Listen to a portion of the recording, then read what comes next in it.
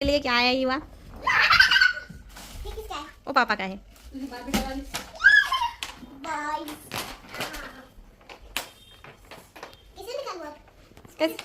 किसने मेरे बुलाया था? मौसी ने। थैंक यू नहीं बोलेगी?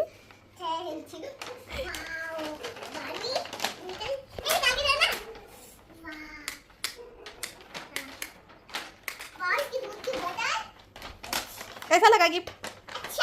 इधर देख, इधर देख, इधर देख, इधर तो देख, ऊपर तो देख।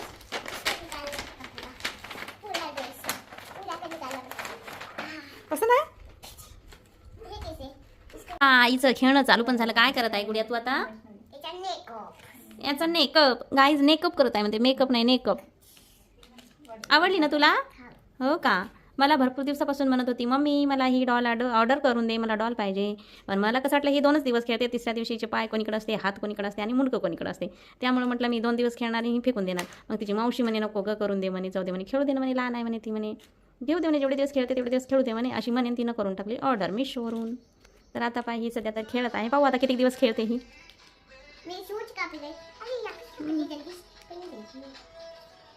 पार्टी के लिए रखा है पर अभी मैं शादी वाले खेलती हूँ और शादी वाले अभी मैं सो जाती हूँ मेरे न्यू घर के अंदर। चलो सो गई मैं।